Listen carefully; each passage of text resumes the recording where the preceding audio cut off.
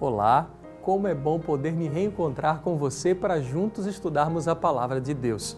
O nosso tema de hoje é o inimigo revelado.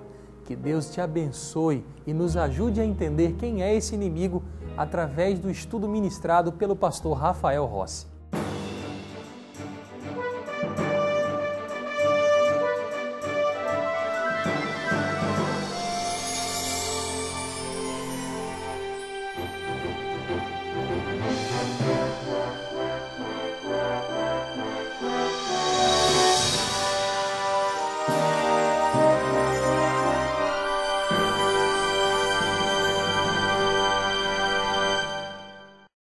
Seja muito bem-vindo ao programa Esperança no Ar. É com muita alegria que eu recebo você para esse nosso segundo estudo da série sobre o livro do Apocalipse. As verdades estão ficando cada vez mais profundas e isso faz com que algumas decisões, inevitavelmente, precisem serem tomadas. E hoje, nós temos um presente muito especial para você que está aqui nos acompanhando. Nós queremos lhe enviar uma revista totalmente gratuita. O título dela é Apocalipse, o Fim Revelado. Aqui estão 24 temas sobre a profecia bíblica, os mesmos temas que estamos estudando aqui no nosso programa, nessas próximas semanas. Hoje, vamos continuar o nosso passeio sobre a Bíblia. É impossível negar a existência de um conflito entre as forças do bem e as forças do mal. O nosso mundo é um mundo cheio de paradoxos. Porque, por um lado, nós podemos ver a beleza da criação num botão que desabrocha, num pássaro que voa, no sorriso de uma criança. Mas, por outro lado, nós temos as marcas de um mundo mau, de um mundo que está sofrendo e se destruindo. Guerras, fomes, catástrofes, enchentes. Muitas perguntas são feitas. Quem é o responsável disso tudo? O diabo? Ele existe mesmo? Quem o criou? De onde ele surgiu? Antes de entrarmos na Bíblia e entendermos um pouco mais sobre este conflito entre o bem e o mal, deixa eu lhe contar uma história. Há muito tempo atrás, numa cidade do Velho Oeste, havia uma quadrilha que aterrorizava todos os habitantes. As pessoas já não sabiam mais o que fazer para se proteger. A segurança ia aumentando cada vez mais. E com isso, os assaltos também foram ficando cada vez mais difíceis de acontecer. Devido às muitas dificuldades, o líder do bando traçou um plano, uma estratégia quase infalível. O plano dele era disseminar entre as pessoas da cidade a ideia de que ele havia morrido e que a quadrilha havia se esfacelado e que já não existia mais. O plano deu certo. As notícias começaram a chegar de forma acanhada e tímida. Com o tempo, a cidade toda já sabia de que o líder havia supostamente morrido e que a quadrilha não existia mais. Com o tempo, os assaltos não aconteciam mais, as pessoas começaram agora a não se preocupar tanto com sua segurança. Já não trancavam mais a porta, já deixavam as janelas abertas, porque a quadrilha não existia mais, já não havia mais o risco de assaltos, então eles podiam viver e ter uma vida mais tranquila. Esse era o plano. Essa era exatamente a estratégia. Quando as pessoas estavam despercebidas, despreocupadas, achando que o bando não existia mais, numa noite, sorrateiramente, a quadrilha invadiu a cidade. O líder estava lá, mais vivo do que nunca. O assalto, os crimes naquela noite foram devastadores. Por quê? Porque as pessoas não estavam mais prevenidas, porque as pessoas não estavam mais preocupadas. Essa foi a estratégia que aquele líder criminoso usou. Mas quando nós nos voltamos para a Bíblia e para o mundo no qual hoje vivemos, percebemos que a estratégia do diabo tem sido exatamente a mesma. Ele começou primeiro divulgando uma imagem dele com um tridente na mão, com um rabo, com fogo atrás, chifres na cabeça. Uma imagem até um pouco animalesca, grotesca, muito infantil.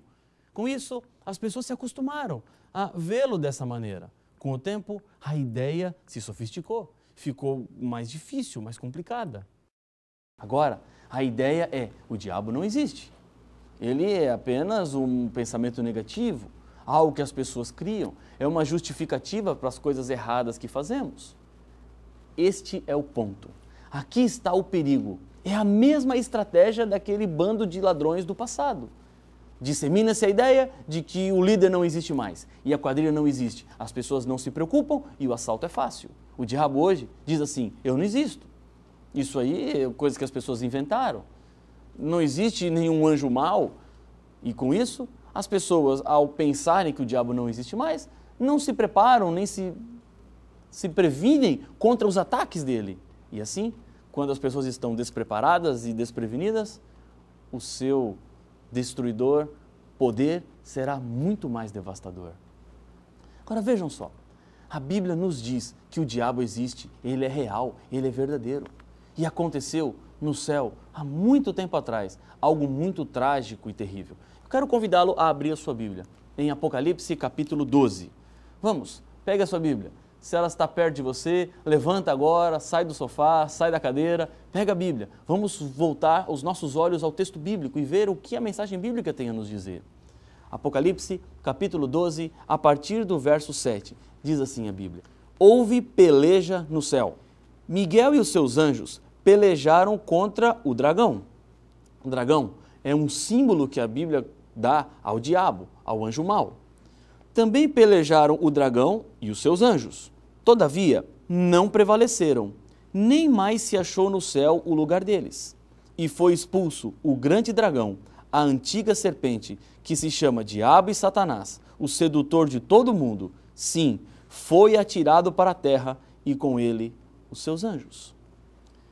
Esta é uma história trágica, porque até esse dia, até esse momento entre as forças do bem e do mal, num conflito, num duelo, o céu era um lugar perfeito. Ninguém havia se rebelado contra Deus. Os anjos viviam em completa e perfeita harmonia. Mas um dia, Lúcifer, o primeiro anjo a rebelar-se contra Deus, foi tomado de um sentimento ruim. A Bíblia descreve esse sentimento. Vamos agora a Isaías. Isaías capítulo 14, a partir do verso 12. Vamos agora lá para o Antigo Testamento, na primeira parte da Bíblia, Isaías capítulo 14, a partir do verso 12. Aqui está a descrição do que aconteceu no coração desse anjo chamado Lúcifer. Diz assim a Bíblia: Como caíste do céu, ó estrela da manhã, filho da alva, como foste lançado por terra, tu que debilitavas as nações. Tu dizias no teu coração: Eu subirei ao céu, acima das estrelas de Deus exaltarei o meu trono, e no monte da congregação me assentarei, nas extremidades do norte. Subirei acima das mais altas nuvens e serei semelhante ao Altíssimo. Aqui está um conjunto de sentimentos negativos: vaidade, cobiça, orgulho. Foi assim que um anjo perfeito tornou-se agora um anjo imperfeito. Um anjo que rebelou-se contra Deus. Um anjo que levantou-se contra Deus. O coração dele agora não mais se contentava em pertencer ao povo de Deus criado, os anjos, mas ele queria agora ser Deus. Ele queria ocupar o lugar de Deus, ter um trono exatamente como Deus tinha. Há um outro texto que nos ajuda a entender um pouco melhor o sentimento que tomou conta do coração desse anjo. Vamos agora para o livro de Ezequiel, no capítulo 28. Ezequiel, capítulo 28, verso 15. Perfeito eras nos teus caminhos, desde o dia em que foste criado, até que se achou iniquidade em ti. Na multiplicação do teu comércio, se encheu o teu interior de violência, e pecaste. Verso 17. Elevou-se o teu coração por causa da tua formosura, corrompeste a tua sabedoria por causa do teu resplendor. Lancei-te por terra, diante dos reis te pus, para que te contemplem. Talvez você esteja fazendo uma pergunta agora. Como, num lugar perfeito, um anjo pôde tornar-se o que tornou-se? Como, no céu, onde não havia dor, onde não havia maldade, esse sentimento pôde entrar? Para isso, nós precisamos entender algo muito importante. Isso tem a ver com o caráter de Deus, a essência daquilo que Deus é. A Bíblia nos diz, em 1 João capítulo 4, verso 8, que Deus é amor. A essência de Deus é amor. E quando Deus cria os anjos no céu, Deus compartilha com esses anjos aquilo que Ele mesmo é, amor. Só que amor demanda liberdade. Se a pessoa não for livre para escolher, ela jamais vai amar. O que ela fará é meramente obrigação e não amor.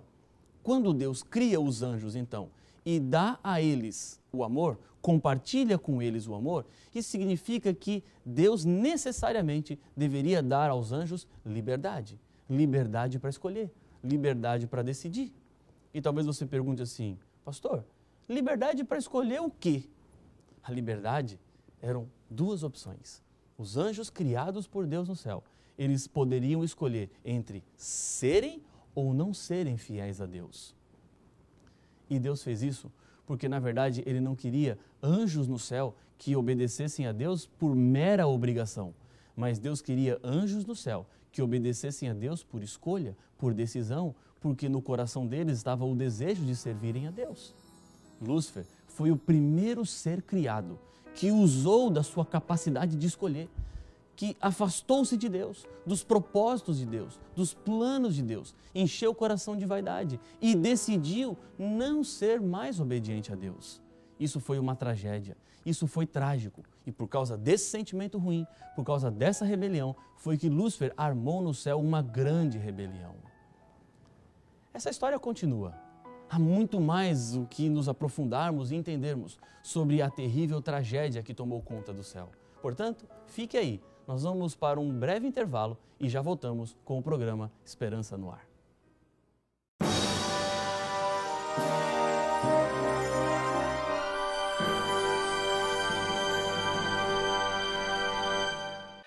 Quem procura modernidade, estilo, designs variados e ótimo preço, escolhe Móveis Zanetti. Qualidade e bom gosto. Móveis que valorizam os ambientes e promovem o bem-estar e a harmonia da família. Decore sua casa com Zanetti Móveis. Preços e condições adequadas para o seu estilo de vida. Avenida Vitória, número 3230, Bento Ferreira, 3325-3601. Zanetti Móveis.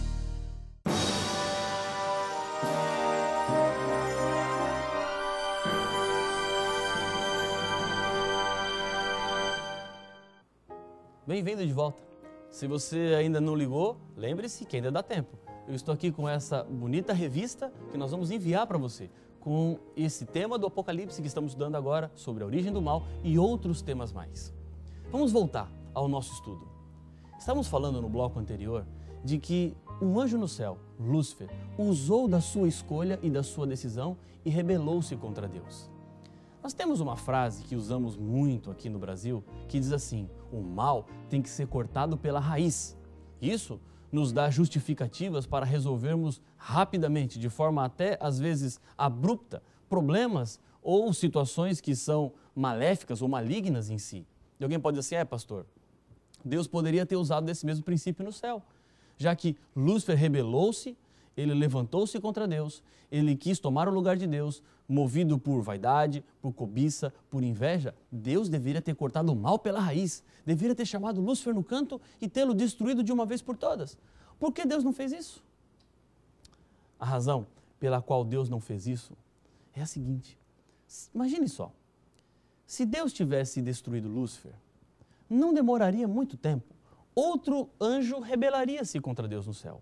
Ele se rebelaria pensando assim, talvez Lúcifer descobriu alguma coisa que nós não sabemos. Lúcifer talvez seria um Deus melhor do que Deus é. E com medo, o Criador resolveu destruí-lo. Mas há também um outro ponto, um outro assunto que deixaria no céu um sentimento muito ruim e que nunca foi o plano de Deus. O sentimento seria o seguinte, Deus mata Lúcifer.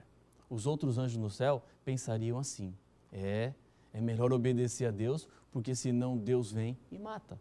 Ao invés desses anjos criados no céu obedecerem a Deus por amor, eles passariam agora a obedecer por medo. Lembre-se de uma coisa, a Bíblia nos diz que o amor lança fora o medo. E o céu não era para ser um ambiente de medo, mas sim para ser um ambiente de amor, onde os anjos estariam com Deus porque decidiram estar com Deus. Deus não destruiu Lúcifer para provar na prática, para provar com a experiência, com o dia a dia, de que Lúcifer estava errado e que Deus estava certo. Deus é amor e Lúcifer é vaidade. Deus é o Criador e Lúcifer é apenas o rebelador, aquele que quer destruir Deus e os seus seres criados. Mas esse conflito saiu do céu. No texto que lemos de Apocalipse capítulo 12, o primeiro verso desse estudo, a Bíblia nos disse que houve uma luta no céu, um combate entre Jesus, os seus anjos, e Lúcifer e os seus anjos. Os anjos que seguiram as instruções de Lúcifer. Anjos que permitiram que o mesmo sentimento de vaidade e cobiça entrasse no coração. Esses anjos duelaram e no céu o lugar desses anjos rebeldes não mais foi encontrado. Eles foram expulsos do céu, foram convidados a saírem do céu. Com essa saída do céu, agora esse conflito muda de endereço. Estamos agora no planeta Terra. Saímos do céu e estamos aqui nessa terra, recém-criada por Deus. Um mundo bonito, colorido, diferente, com sabores diferentes. Deus fez cada detalhe pensando no ser humano. A obra-prima da criação. Esse mundo não foi criado do jeito como está hoje. Ele foi criado sim perfeito.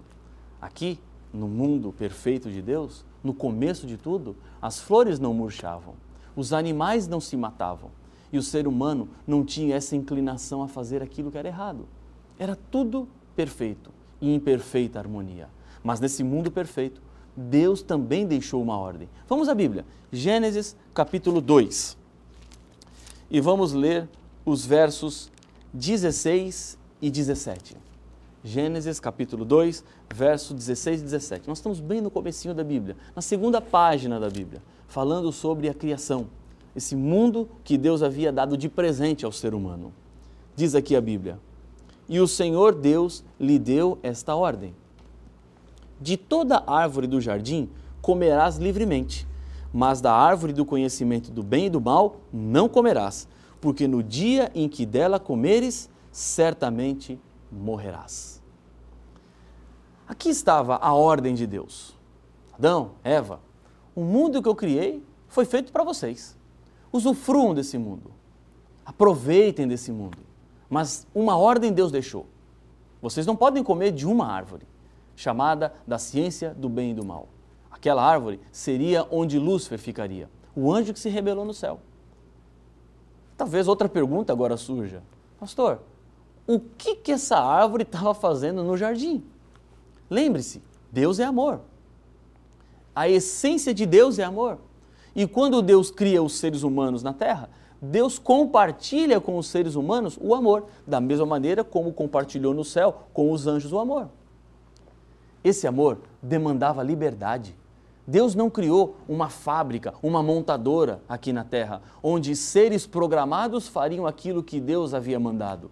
Mas Deus criou seres humanos livres, livres para amar, livres para escolherem, livres para decidirem. Adão e Eva tinham plena capacidade de escolherem qual o futuro que eles dariam às suas vidas. E esse futuro passava por duas opções. A primeira era não comer do fruto da árvore da ciência do bem e do mal. E isso traria para eles obediência a Deus e vida eterna. Mas agora, se eles comessem desse fruto, o que aconteceria era a tragédia. Lúcifer tomaria conta desse mundo, porque a escolha de Adão e Eva seria abrir as portas desse mundo para Lúcifer. Eles estariam decidindo viver não mais sobre as ordens de Deus, mas agora sobre a influência de Lúcifer. E o que aconteceu foi algo muito triste. Vamos a Gênesis, capítulo 3 e o verso 4. Na sequência do verso que acabamos de ler, Gênesis, capítulo 3, verso 4. Aqui, a Bíblia conta como Eva caiu no engano de Lúcifer. Diz a Bíblia: então a serpente disse à mulher. Serpente, aqui, é o símbolo de Lúcifer. Ele tomou conta de um corpo de um animal que Deus havia criado, um animal bonito, colorido, que agora é usado para seduzir e enganar. Deixa eu abrir um parênteses aqui, de coração para coração. Essa é a mesma estratégia que Lúcifer usa hoje. A estratégia é a seguinte: ele não se apresenta como é, ele não fala verdades, ele sempre se esconde por trás de alguma coisa bonita, talvez uma garrafa bonita, um prazer bonito, uma filosofia bonita, e com isso ele vai seduzindo e enganando. Aqui, ele estava no corpo de uma serpente, disposto e pronto a enganar Eva. Então disse a serpente à mulher: é certo que não morrereis. Deus falou que ia morrer. E o diabo disse: não, não vai morrer. Enganada por isso, seduzida, Eva tomou do fruto e comeu. Ela pegou o fruto e entregou para o marido, Adão, que também comeu. A partir daí, o ser humano nunca mais foi feliz. A partir daí, as tragédias começaram a acontecer. Os problemas passaram a ser parte da nossa realidade. Por isso que há tanta dor hoje. Por isso que há tantas lágrimas. Pastor, talvez alguém esteja pensando agora: e por que Deus não destruiu Adão e a Eva, já que eles escolheram errado? Por que Deus não começou de novo, já que não tinha dado certo com o primeiro Adão e com a primeira Eva? Pelas mesmas razões das quais Deus não destruiu Lúcifer no céu. Primeiro, porque Deus, ele é amor. E a liberdade que Deus deu aos anjos implicaria em esperar pela prática o convencimento dos seres criados de que a escolha deles foi errada. Segundo, porque se Deus matasse Adão e Eva e criasse outro Adão e outra Eva, esses próximos seres criados não obedeceriam a Deus por amor, mas obedeceriam por medo. Houve um outro Adão e uma outra Eva que desobedeceram e Deus veio e matou. Então é melhor obedecermos, porque senão Deus vem e nos mata. Com isso, o mundo foi aberto às influências do mal. O trabalho do diabo é incansável. Vejam o que a Bíblia diz em João capítulo 10 e o verso 10. Vamos para o Novo Testamento. Aqui, Jesus nos descreve qual é o trabalho do diabo nos nossos dias. João capítulo 10 e o verso 10. Estou achando aqui na minha Bíblia. Acompanhe com a sua Bíblia também. Ache aí o texto. João capítulo 10, verso 10. O ladrão vem somente para roubar, matar e destruir. Ladrão aqui é uma aplicação direta ao diabo, a Lúcifer. Esse é o trabalho dele. Agora entenda uma coisa. Deus não criou nenhum diabo para ficar atormentando sua vida. Deus não criou nenhum anjo mau para ficar causando problemas para você. Ele um dia escolheu. Ele um dia se rebelou e ele é o culpado do mal. O que Deus faz é hoje apelar ao seu coração, é chamar você, é tocar no seu coração para que você abandone os seus antigos caminhos e agora se renda a Ele, porque Jesus tem a solução para o problema do mal. A Bíblia nos traz essa solução. Nós não estamos perdidos, não estamos abandonados nesse mundo como reféns de um inimigo cruel. Mas eu e você, hoje podemos ser vitoriosos e vencedores. Essa garantia a Bíblia nos dá. Vamos a um outro texto da Bíblia, Romanos capítulo 16 e o verso 20. Depois de João, tem o livro de Atos, depois Romanos capítulo 16 e o verso 20. Veja o que diz a Bíblia. E o Deus da paz, em breve, esmagará debaixo dos vossos pés a Satanás. A graça de nosso Senhor Jesus seja convosco.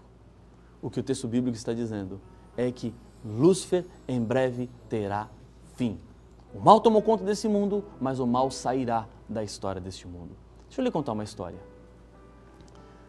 Há algum tempo atrás, um jovem senhor ficou viúvo. A sua esposa perdeu a luta contra o câncer. Depois do funeral, ele voltou para casa junto com sua filhinha, de 5 anos de idade.